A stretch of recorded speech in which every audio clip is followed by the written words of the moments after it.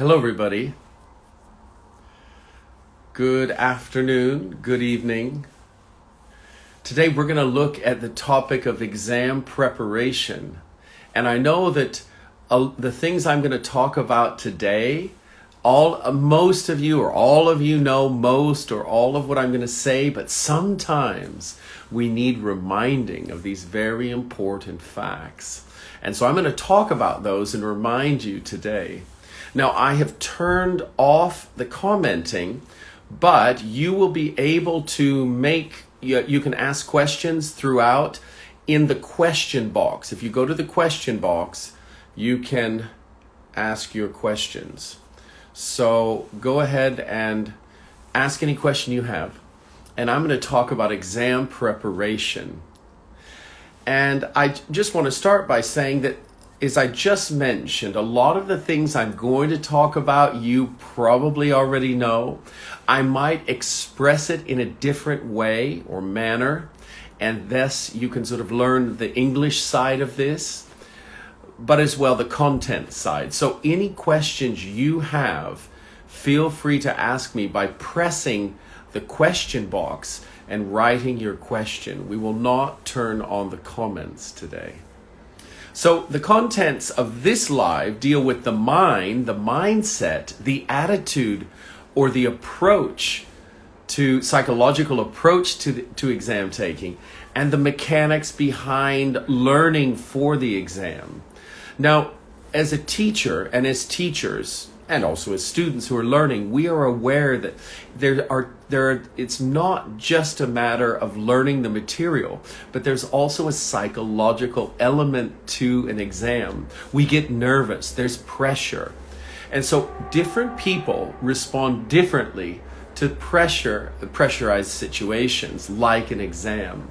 And so I'm going to give you some tips that I've read about, some things that I also practice, because I think I wasn't a great exam taker for a long time, and I've learned to get better, and hopefully I can pass some of this experience on to you. Now let me just take a look here at some of the questions. All right, hello, nice to see everyone. All right, so we have great questions. I'm going to look at these in just a minute, maybe near the end. There's some really good questions about managing time. I'm going to talk about managing time. So if I don't address your questions in particular, then I will address them. I will look at the box and address them. All right, so let's take a look at now how people become the best. Now, this is an article.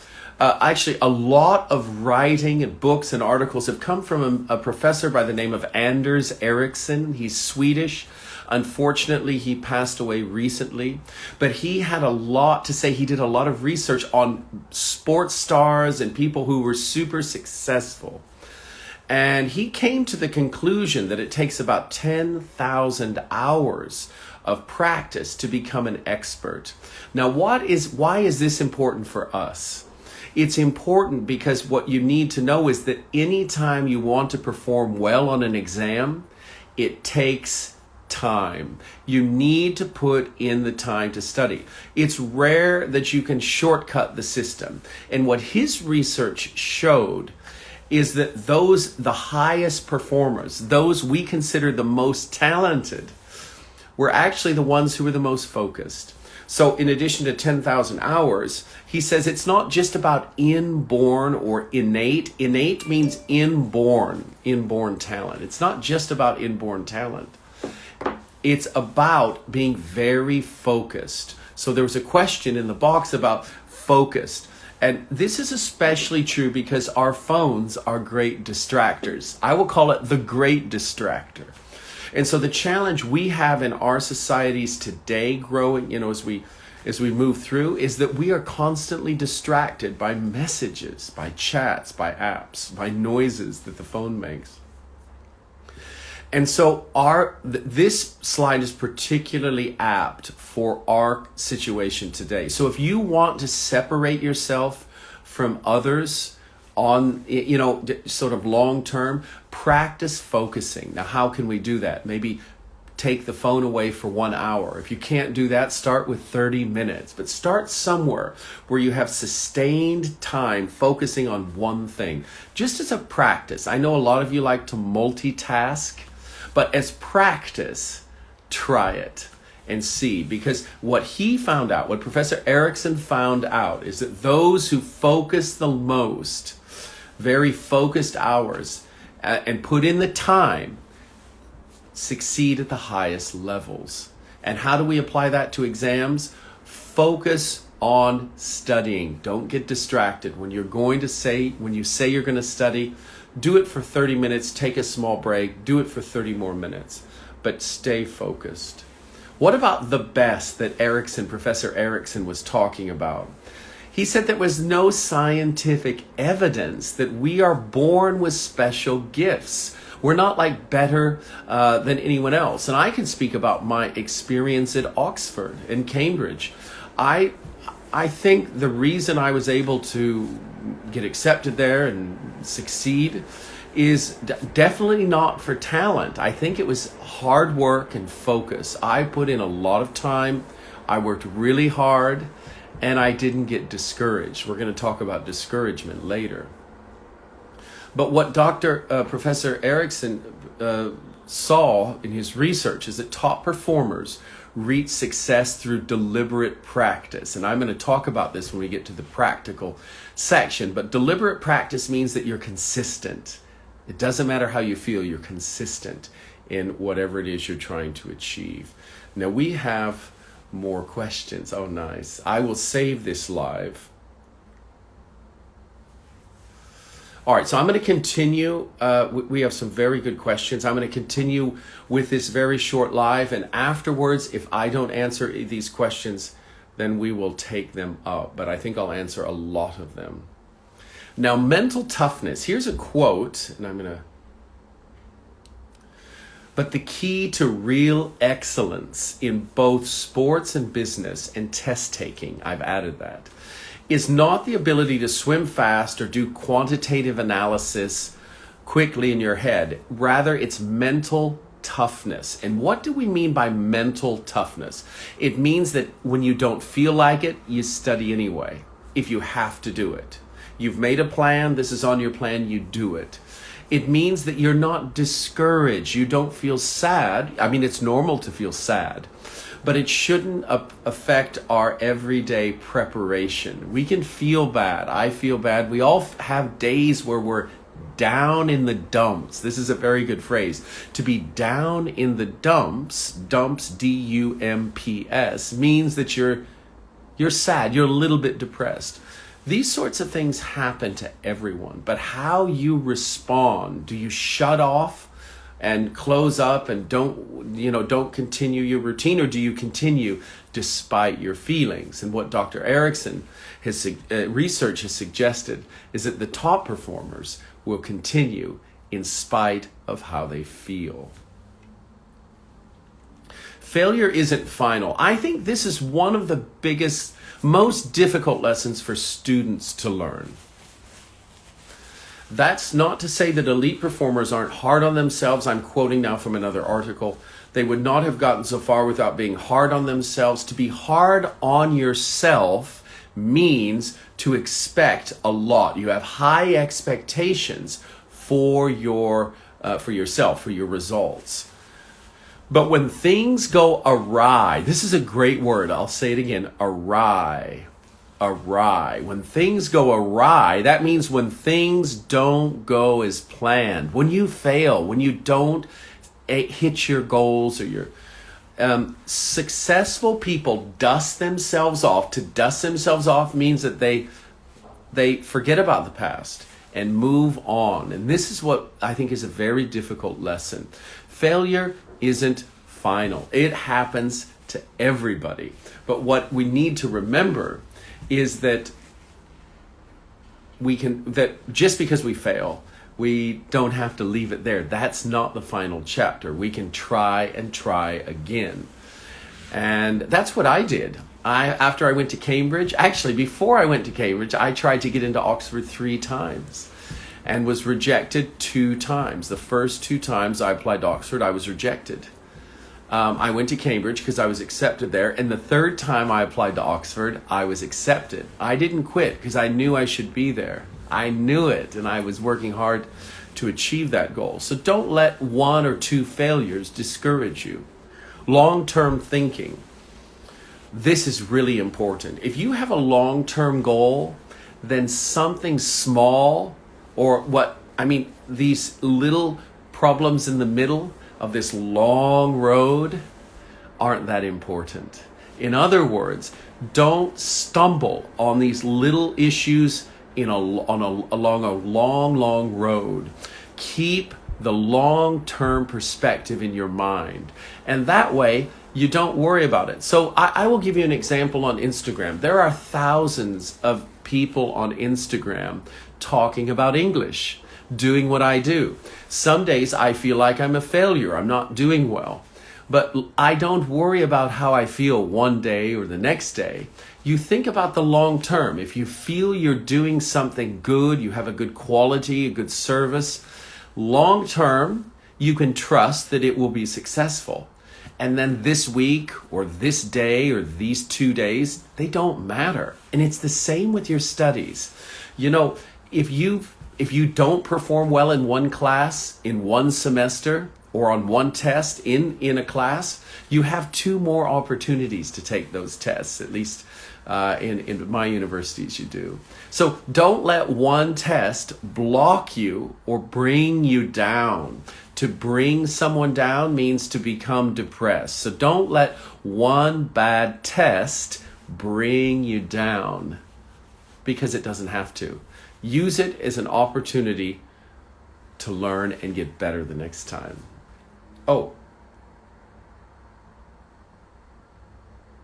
I'm sorry, I didn't show that, I don't think. So, long-term thinking. This is what I was talking about. So long-term thinking, if you have the long-term perspective, then you will not be discouraged with short-term issues. Now, what does this have to do with exams and preparation? Because a lot of these quotes were dealing generally with success or sports or business. But what about exams and preparation? I think these same qualities hold true for exams, because exams are like a sporting event for your mind. It's mental gymnastics. And so in that sense, there's a parallel that you can apply. And so I think that these ideas of thinking long term, for example, one exam isn't going to change your career. At least most exams won't. A few might. But in general, one exam in one class in one semester is not going to change the trajectory of your career. The trajectory is a great word. Trajectory is the sort of vision or line that you have sort of planned out in the future. It won't affect the trajectory of your career. So keep this always in perspective. It's just one exam. And also, let's look at success exam preparation. I want to talk about this because, of course, I'm teaching students at university mainly, and they have to take my exams, and I watch the students in my class, and different students prepare differently and of course receive different results. But I'm going to share based on my observation of students in my that I teach, as well as my own experiences, and give you sort of 6 ideas or things that I recommend you do. Now, what's interesting is that all 6 of these you already know about. But most of us let laziness or lack of excitement or just self-discipline get in the way of performing all of these 6, which I think will ensure a relatively high score on any test you take.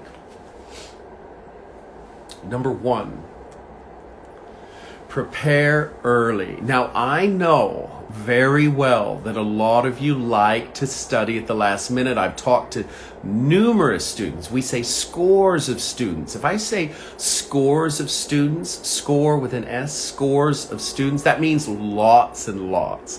So I've talked to scores of students, and I know that it's common to study at the last minute, the last 2 nights, or to pull an all-nighter. If you pull an all-nighter, it means you don't sleep. You stay up all night studying. You go to the exam with lots of caffeine in you, coffee or Red Bull or something, and then you perform. Now, I know that some students perform well, but in general, for most people, and long term, this is not a viable strategy. But I know sometimes this is how people function. So if you're that specific person, that's fine. But for most of us, we will achieve higher results, better results, if we have more time. It's certainly true for me. I have to tell you a story. In university, my friends did pull all-nighters, and I tried to study with them all night. I just couldn't do it. I would fall asleep, listen to this, at midnight. I could not stay awake past midnight, 1 in the morning. I just fell asleep. I couldn't do it. I'm the person who likes to get up at 4 in the morning or 5 and start to study. So I was an early bird and not a night owl. What are you? Are you an early bird or a night owl? Let me check the questions here. I've realized that we have some questions, so let me check them. Thank you, Irina. Okay. Yeah, now this is interesting about focus. Is meditation, does meditation play a role? I think anything you do to help focus your mind improves the skill of focusing. So for me, when I was growing up, I was a musician. I played and practiced music, and I would practice for 1, 2, 3 hours at a time. And so I had a pretty good level of focus. For you, that could be yoga, that could be aerobics, it could be something else. But anything that helps you focus for a sustained period of time is a skill that then you can apply to your studies. Because one of the things that's difficult is if you're studying and then you're distracted with a message, or you're writing and you're talking and then you're trying to study, you always have to start again where you started studying 2 minutes ago. And so you lose a lot of time. And more importantly, if you're focused, your mind starts to sort of absorb this a little bit faster. Now, how long we focus before we take a break depends. And there are a lot of interesting psychological studies on this. Some of them say every 7 minutes we have to take a break. Very commonly it's 30 minutes or up to an hour. But longer than that, it's pretty rare. Then we need 10 or 15 minutes. How do you manage your time? Now this is interesting, and I think we're going to talk about plan of action. That's number 2. So I will answer this question now. Because the second thing we're going to talk about, I'll put it up here, is this: to study regularly. Study regularly. So, how to manage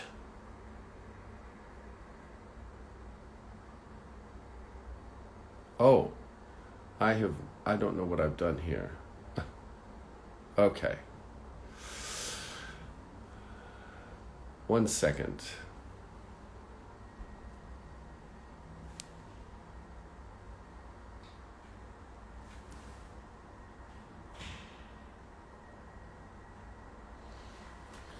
All right. I'm not sure. Can you all see this question? Let's do this one. How to manage time when you are preparing.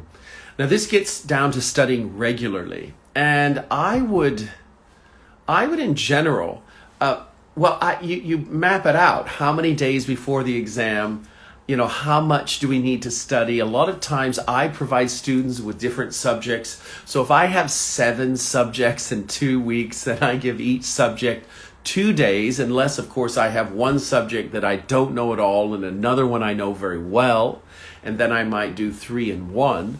But I divide it very methodically. and try to address everything in its proper time. For me, I need a lot of a time. So let me tell you how I prepare my lives each week, because I've been doing this consistently for 6 months. How do I prepare lives? I start from after this live, I take a break, and then from Friday and Saturday, I start to think of an idea. I have a whole list of ideas, but I start to consider which one I want to do, or a new one. And then on Sunday, I draw a rough outline of what I want to do. Again, this doesn't take a lot of time, but I will draft a rough sketch of what I want to talk about. And then on Tuesday, I will fill that in and try to finish it. Sometimes I don't finish it because I'm not sure I want to talk about that subject, or I didn't decide until Monday. And then I will finish it on Tuesday, but it's always finished by Tuesday, but a lot of times Monday. And then Wednesday I wake up and it's ready. I read through it one time and we're going live. So I have a plan of action. And when you do that, you become consistent. People ask how how are you consistent? If you notice on Instagram especially, it's difficult if you're producing videos or posts, it's difficult to be consistent. And one of the reasons why it's difficult to be consistent, it's the same thing on exams. People aren't planning in enough detail and then following that plan. I plan based on how I know myself, and I know myself in this way. I'm not good. If I have to make a full presentation in one night, I can do it, but it's not going to be very good. My best ideas come a little bit at a time as I refine in this case, the presentation. So I need a few times to look at it, and then it becomes, I think, quite a finished product. And I do the same thing with my writing. I will write sections at a time. Every day I write. I'm a historian. I'm writing articles for publication. But I don't ever pressure myself in doing it all night. Maybe I should, because I'm a little bit slow. But each day I make tangible progress. And that's the same thing with exams. Can you say after this day, wow, okay, I learned this much for the exam? If you can say that, that's progress. If you were texting friends and things, then perhaps you can't say that. Let's move on. I'm sorry, I've got that question here. Let's move on to number 3. I'll answer all the questions. Simulate the exam. Now, this is taking it one step further that very few people have the discipline to do. Everyone knows about this. This is not new, but in my experience, fewer than 3% of the people, 5%, 3%, actually discipline themselves to do it. And that's to take practice exams. I'm not talking about one practice exam. If it's a serious exam, I'm talking about the IELTS this weekend, the webinars. And taking IELTS practice exams, everyone knows about it, but very few discipline themselves to sort of emulate exam conditions and take it under time, the pressure of time, feeling maybe a little bit tired. It's this practice simulating the exam that will be the most enlightening. It does two things. It tells you obviously where you're strong, but more critically, where you're weak. And it's this weakness that we as people don't want to know about. We'd rather avoid it. We avoid the problems hoping they will go away. Well, let me tell you, they don't go away, and they can cause problems later. The best time to fix these issues is when you're a student, because the stakes are low. You have very little to lose. You can score poorly on an exam, but you won't lose your job.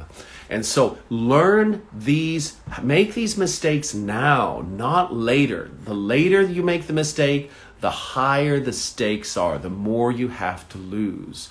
So I do this. I practice presentations before I give them. I look for the problems. And this is just discipline. It's not talent. I don't have any talent to do that.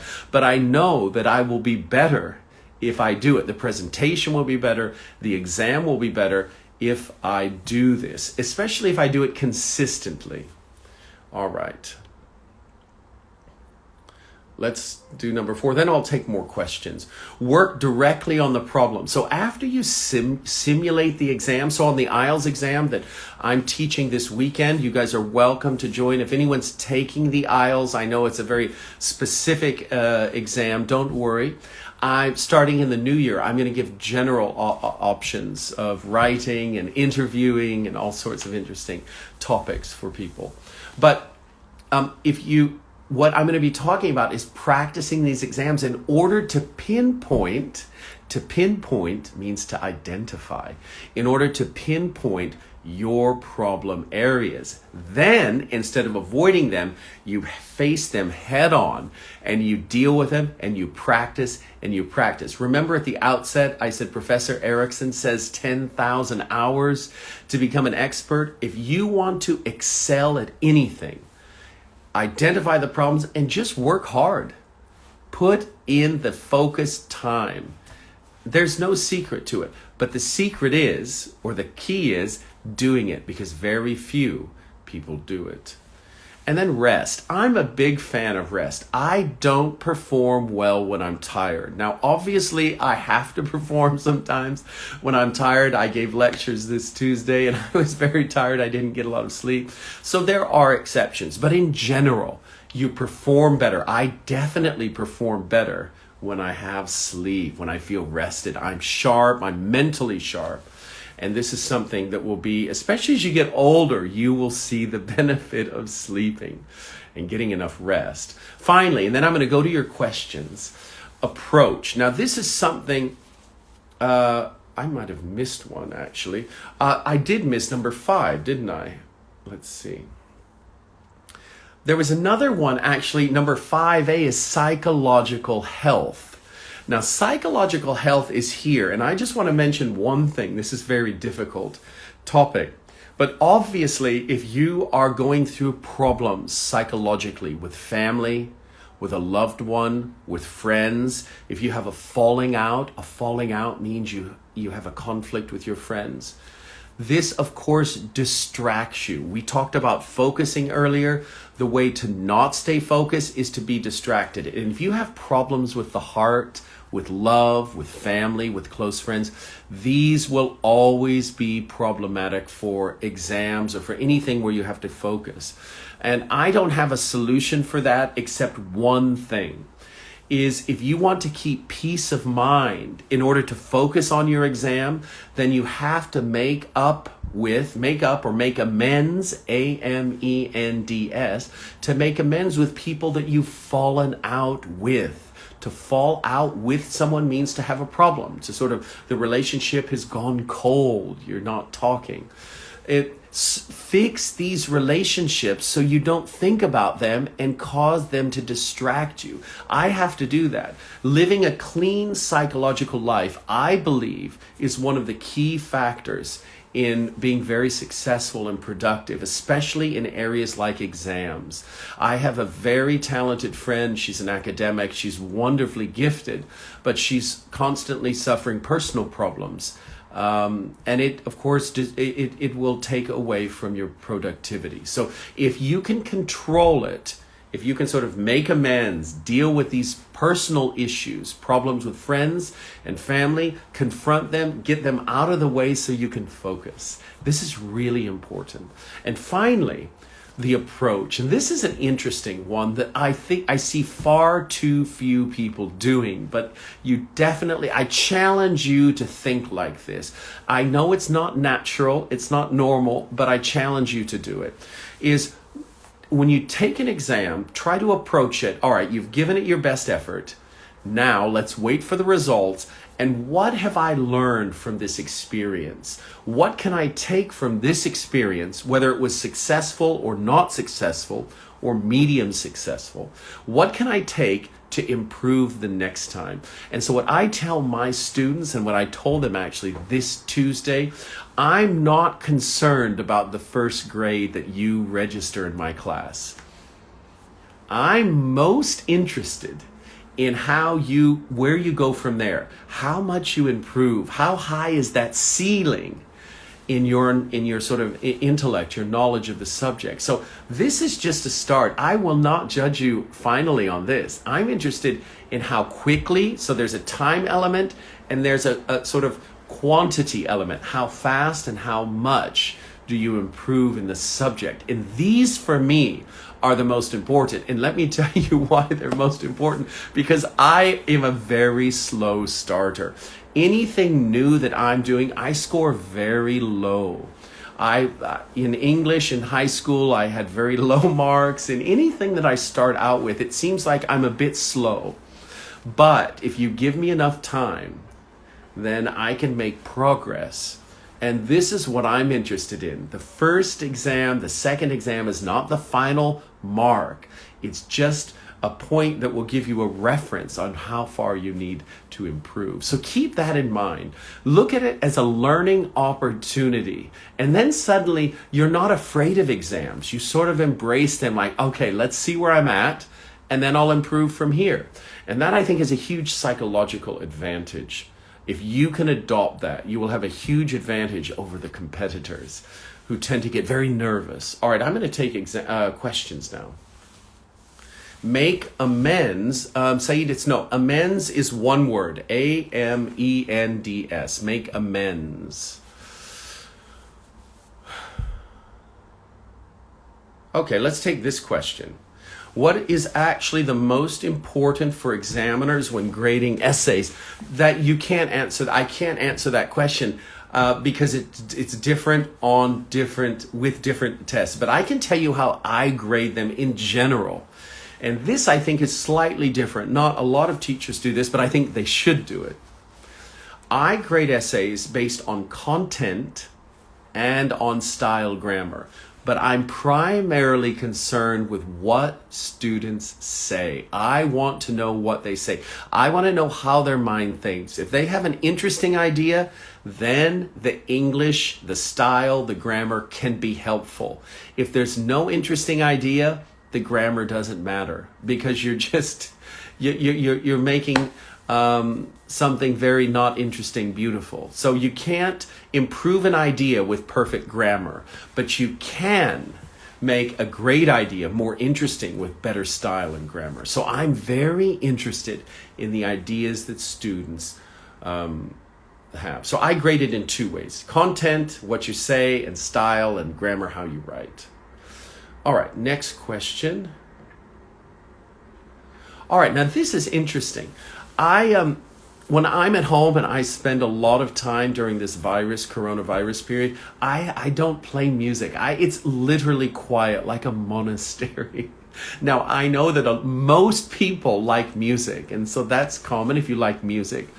But what I would do, thank you, FHKD, for writing this. What I would do is I would first of all monitor how long do I concentrate before I get distracted and pick up my phone.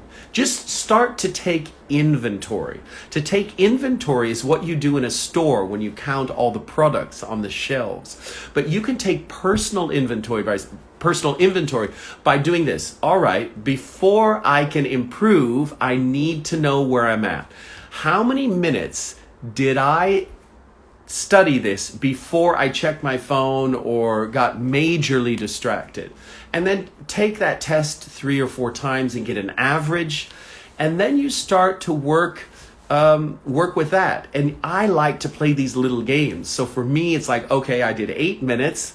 Let's see if tomorrow I can get to 10. And I get really motivated by these incremental improvements. That's how I work. I get motivated by these goals, these little goals. You might be different, but the point is, find a way to motivate yourself to do it. My view is this: if you're motivated, then you will find the right environment. If you're not motivated, you might not find the right environment. Motivation is critical. I have a great desire to improve. And so I will find that, I will do what it takes to focus a bit longer. All right, now, we have a lot of questions. What about sleeping hours? Okay, now this is interesting. They say 8 hours is optimal. Now, I actually recently, for my birthday, got a Fitbit. Now, this is beautiful because it's not a beautiful watch, but it's very practical because it tells me how long I slept, how deeply, the 4 stages, how deeply I slept, how much I was awake, and then it grades your sleeping each night. And they say ideally around 8 hours of sleep. Everyone's different, obviously, but I know long term, if you want to have a sound mind, have a sort of youthful appearance, and be healthy, sleep is really important. And so I've used this watch to sort of remind me that I have to keep regular sleeping hours. I find that very helpful. Minimum, I tend to sleep deep longer than most, according to my watch. I have about 20% of deep sleep, so maybe I can get by with a little bit less than 8 hours, but in general, 8 hours I think is an average, 7 or 8. Even reading helps focus. That's exactly right. I will save the live. Okay. This is a great question. Okay, let me tell you what I do, because this is something that we all are confronted with, not just students, also professors. I have lots of different projects to do. I'm trying to organize webinars, do lives, teach at university, start YouTube, write articles and books. So, lots of things going on. How do you overcome being overwhelmed, even in the early stages? That's a great question. Here's what I do. And for every person it's different, but I make a to-do list, and I just recently have a new list, and I can't share it, it's on this phone, but it's a task list. I look through the list, and what I do is I take the most important items and I do them first. It doesn't matter how long they take. The most important, for me, the most important are writing articles and books and doing projects that involve thinking, so putting together webinars and things. These things that involve my mind, I do first, and they're a priority. And how I avoid being overwhelmed is I just accept that this is who I am. This is the goal for today. I do this much. Maybe I don't get to the last 2 items on the list and I have to bring them to the next day. I don't put undue pressure unless there's a very special reason to do that, an impending deadline. But in general, I just work as much as I can with my abilities, and then I leave the rest as it is. Okay, now, this is a great question. Patel has asked about exams. Is high vocabulary necessary to improve the band level on IELTS? Because I'm going to be teaching IELTS starting this Friday and Saturday. I'm teaching the writing. In October, the speaking. In November, the reading. And in December, the listening. So if you're interested in any of those, you can register. Now, vocabulary can very much play a role in band improvement. But I would also suggest, it can play a role in that if you use common words repeatedly, that is a problem. If you use big words out of context, that's not going to help you. What will help you is giving variety, that you're not repeating common words. And the most important thing and the most important advice I can give you is use words in their natural meaning and context. Keep the language natural. Now, obviously, you don't know all of those ways yet. Your teacher will help you. But this is what I mean about vocabulary. The best vocabulary is the vocabulary you use that fits naturally in that sentence and means what it's supposed to mean in that sentence. That's good English, that's using good vocabulary. That's not the only way to improve. You can also improve by using different sentence structure, sophisticated structure. And in 2 weeks, I'm going to do 8 strategies on improving writing and speaking. And I'm going to talk about this because I used to be an examiner and I'm a writer, and I know how I know the sort of advanced strategy styles and phrases and sort of techniques, writing techniques, speaking techniques that aren't being used, that are very interesting but not difficult to learn. So yes, structure can also help you in addition to vocabulary.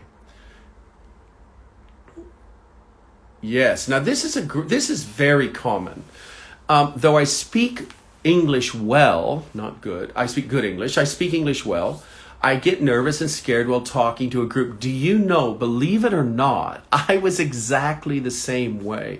I had huge stage fright. Now, everyone's different, but for me, I gradually got better over time. But when I was young, I was a nervous wreck. Wreck is W-R-E-C-K. That means you were really, I couldn't think, I couldn't concentrate. My advice is to do it anyway. You don't want to embarrass yourself or humiliate yourself, but it's okay to be uncomfortable. So try to do it maybe in smaller groups so it's not as difficult, but I would definitely try to do this because you want to overcome this a little bit because it's going to be helpful in your career, especially if you're a teacher. All right. Now, wow, we have a lot of questions. Now, I'm going to have to go through these quickly.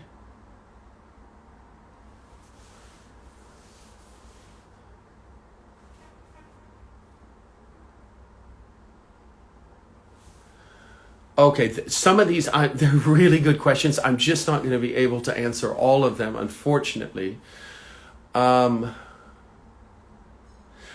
Someone's asked about time management in writing essays. I'm going to talk about that this weekend.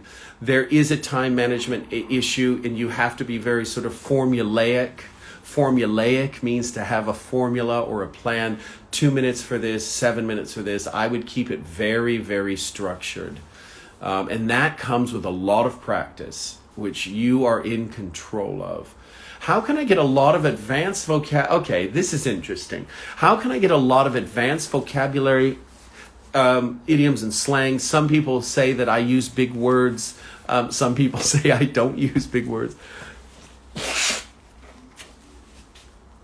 Excuse me, I'm dealing with a little bit of a cold. So,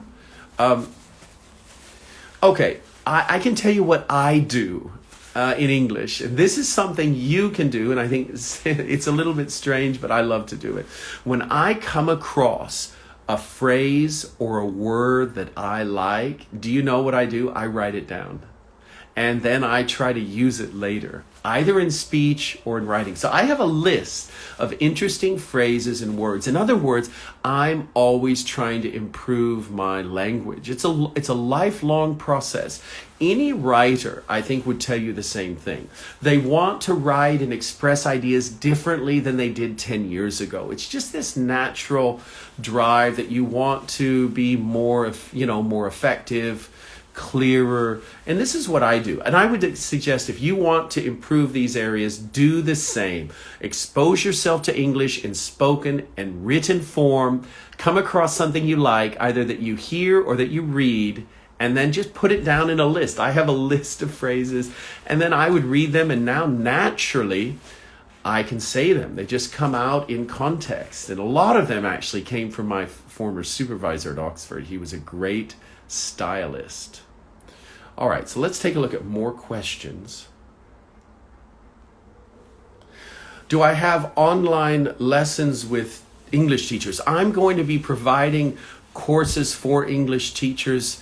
I'm going to do an advanced writing course in the new year. It'll be 4, 8, and 16 weeks, and hopefully with a certificate. So I will do courses for teachers, which will involve me interacting with them. But at the moment, I'm just getting used to these webinars, the webinar system, because it's a whole new experience for me. But the new year, there'll be plenty of options. I will save the live.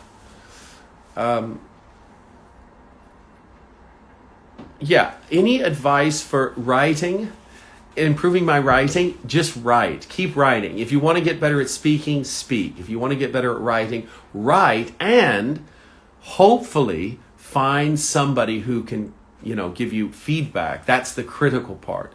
By the way, I'm going to be posting on my Instagram very shortly an advertisement where you can find an English-speaking partner for yourself. So I'm getting every day, people are asking, I want to speak in English. So I'm making a post, it's already finished, I just have to publish it, where you can write your name, or write your level of English, male or female, if it's not clear, and then look for somebody at the same level and practice speaking. Because the only way to get better speaking is to speak, and the only way to get better writing is to write.